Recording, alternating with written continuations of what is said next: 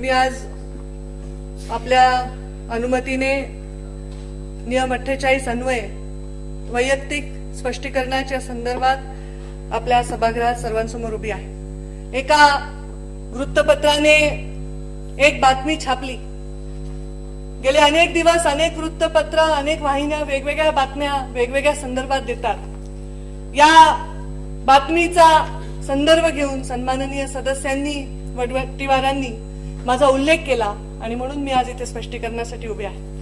माझा नामोल्लेख करण्याच्या आधी त्यांनी मला नियम 35 अन्वये नोटीस देणे क्रमप्राप्त होतं, जे त्यांनी केलं नाही। अध्यक्ष महोदय, माझ्यावर त्या वृत्तपत्राच्या बातमीच्या संदर्भातून आरोप आहे की अतिशय आश्चर्यकारक असा आरोप आहे की मुंबई महानगरपालिकेच्या रस्त्याच्या घोटाळ्यात पंकजा मुंडेंचा संबंध। हा आरोप ऐकून मला पहिले हसावं का रडावं हा प्रश्न पडला। या आरोपाचं स्पष्टीकरण मी प्रथम देते अध्यक्ष महोदय। खरं तर या आरोपात काही तथ्य नाही। बिनबुडाचे आरोप गेले अनेक 1.5 वर्ष सतत काही ना काही निमित्ताने मी त्या आरोपांचा सामना करत आहे। पण आज हा आरोप माझ्या मंत्रीच्या अधिकाराच्या कक्षा ओलांडून कुठेतरी माझ्या परिवाराकडे हे आरोप व्हायला लागले आणि त्याच्यामुळे मला वाटतं याचा थोडा गांभीर्याने इथे उल्लेख करण्याची आवश्यकता आहे। सुप्रा पब्लिसिटी प्रायव्हेट लिमिटेड हे माझे पती चारुदत्त पालवे उर्फ अमित, कारण हाही ऑब्जेक्शनाचा मुद्दा होता की त्यांची 2 नावं कशामुळे आहे। मला कळत नाही हा ऑब्जेक्शनाचा मुद्दा असू शकतो कसा। त्यांची कंपनी आहे, याच्यातनं ते ऍडव्हर्टायझिंग ची ती कंपनी ऍडव्हर्टायझिंगचं काम करतात। गेले 13-14 वर्ष या कामामध्ये ते आहेत।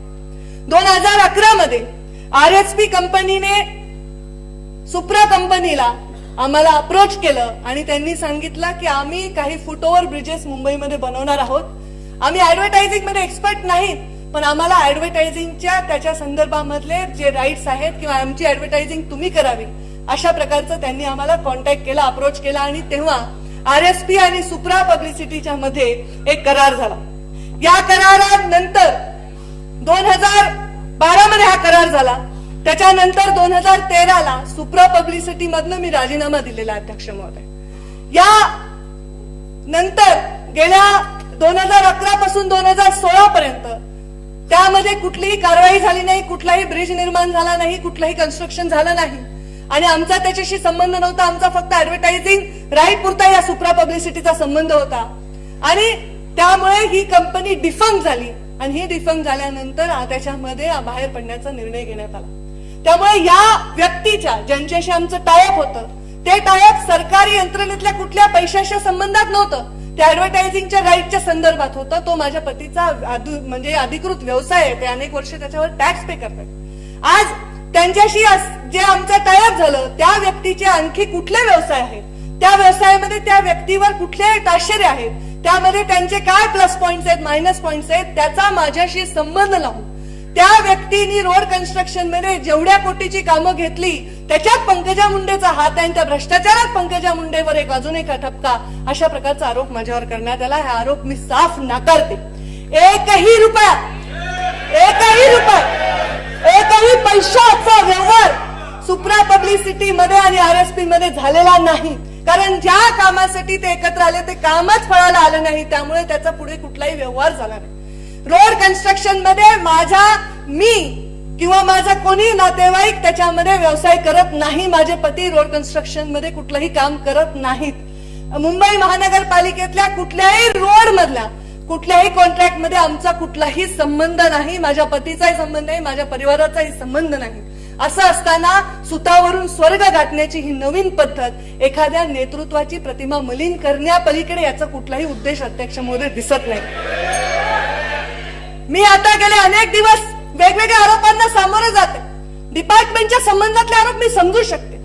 जी चिक्की वाटली गेली नाही त्या चिक्कीमध्ये ब्लेड, चिक्कीमध्ये किडे मुंग्या सापडल्या, त्याच्यावर मी इथे पुराव्यासकट उत्तर दिलं। जे THRचं टेंडर काही करोड रुपयांचं, त्या THR टेंडरला 15,000 कोटीचा घोटाळा म्हणला, त्याच्यावर मी या सभागृहामध्ये उत्तर दिलं। पण मी चप्पलच्या गोष्टीवर, सेल्फीवर किंवा दारूवाली बाई म्हणून मला संबोधल्याने असंस्कृत त्या प्रवृत्तीवर काय उत्तर द्यावं असा माझ्यासारख्याला प्रश्न पडतो। माझ्या पतीची नावं 2 का? माझ्या दारूची फॅक्टरी आहे अशा प्रकारचे आरोप करणं, मला वाटतं ही माझी वैयक्तिक प्रतिमा मलिन करण्याचं कारण हे चालू आहे. मीडियाचं मी समजू शकते, मीडियाने एखादी बातमी दिली, पण आपण सगळे लोकप्रतिनिधी आहोत. आम्ही मंत्री आहोत म्हणून या बाजूला आहोत, तुम्ही विरोधात आहात म्हणून या बाजूला आहात. तेव्हा लोकप्रतिनिधी तरी वृत्तपत्रात येणाऱ्या बातम्या, मीडियामध्ये दाखवलेल्या बातम्यावर आरोप करताना त्याच्याबद्दल पडताळणी केली पाहिजे. एखाद्या व्यक्तीशी माझं टायअप असेल, माझ्या पतीचं असेल, कंपनीचं असेल, त्यात तो कसा गैरव्यवहार असू शकतो. मी आज मंत्री आहे, मी सार्वजनिक जीवनात काम करत आहे म्हणून माझ्या घरातल्या लोकांनी काहीच काम करायचं नाही असं म्हणणं आहे का आपलं? माझ्या पतीचा 14 वर्षाचा व्यवसाय मी काल मंत्री झाल्यावर त्यांनी तो ठप्प करायचा असं आपलं म्हणणं आहे का? म्हणजे आता ह्या कक्षा कुठेतरी आता प्रायव्हेट एखाद्याला त्रास देण्याच्याकडे मी वळल्यात असं आज ठामपणे सांगते. मी 5 वर्ष अध्यक्ष महोदय या बाकांवरही बसले. माझं म्हणणं, तुम्ही आरोप करताना टीका हे धोरण बनवून काढू नका. धोरणावर टीका करा, पण टीका हे धोरण ठरवून काम करत गेला तर आपण वैयक्तिक मलिन प्रतिमा करण्याच्या पलीकडे काही याच्यातून मिळत नाही. राजकारणामध्ये तरुण यावे, महिला याव्या ह्याच्यासाठी आपण रोज भाषण करतो, त्याच्याविषयी आपले मोठे मोठे मतं मांडतो, पण जेव्हा तरुण राजकारणात येतात, कुठल्या उमेदीने काम करतात, एक महिला राजकारणात काम करते, तेव्हा तिला सगळ्या बाजूनी घेरणं हे मला कळत नाही ह्याच्यामध्ये कशा प्रकारचा म्हणजे वागणूक आहे अध्यक्ष महोदय. या म्हणजे गेल्या 1.5 वर्षामध्ये विविध प्रकारच्या आरोपांना अतिशय खंबीरपणे मी सामोरं जात असताना आज कुठेतरी मला ही खंत व्यक्त करावी वाटते. तरुण ज्या उमेदीने राजकारणात पदार्पण करतो त्याचा ती उमेद संपवली तर येणाऱ्या काळात तरुण धजावणार नाहीत राजकारणात येण्यासाठी. त्याची प्रतिमा मलिन करून अशा प्रकारच्या या प्रथा आपण पाडल्या नाही पाहिजे.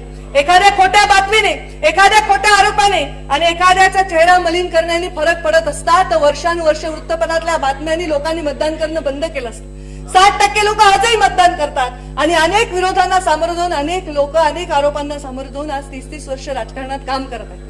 कुठेतरी पुढे भविष्यामध्ये महाराष्ट्राच्या कामी येण्यासाठी आम्ही इथे कामाला आहोत. त्यामुळे कुठेतरी माझ्यावर आरोप करणं, माझ्या एखाद्या गोष्टीची कुठली तरी न्यूज करणं, त्याला नॅशनल मीडियापर्यंत नेणं, अशा प्रकारचे प्रयोग करणं हे अतिशय चूक आहे. कोणत्याही कॉन्ट्रॅक्टशी, रोड कॉन्ट्रॅक्टशी माझा आयुष्यात कधीही संबंध आला नाही. मी आयुष्यात मुंबई महापौरांना किंवा मुंबईच्या कोणत्या अधिकाऱ्यांना जीवनात फोन केला नाही. रोड कन्स्ट्रक्शन मधनं काय, पण ज्याच्यावर करार झाला होता आरएसपी आणि सुप्रा पब्लिसिटी त्याच्यातूनही 1 रुपयाचं ट्रान्झॅक्शन झालं नाही. हे आरोप साफ खोटे आहेत. हे मला वैयक्तिक प्रतिमा मलिन करणारे आरोप आहेत. याचा मी निषेध करते आणि अशा आरोप करणाऱ्यांवर हक्कभंग आणायला सुद्धा मी मागे पुढे पाहणार नाही. आणि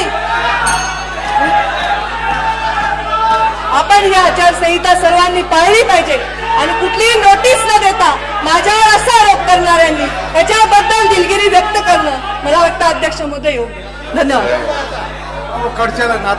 अध्यक्ष महोदय, या ठिकाणी हा विषय एकट्या पंकजा मुंडे पालवे पुरता मर्यादित नाही.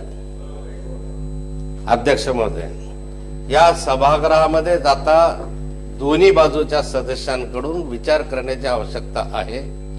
अशा प्रकारचे प्रयोग हे सातत्याने मलाही करता येतील उद्या तुमच्यावर माझ्यावर या संदर्भामध्ये. पण अध्यक्ष महोदय, मी एक वेळ असं बोललेलो आहे की मीडिया ट्रायल कुठपर्यंत चालणार आहे.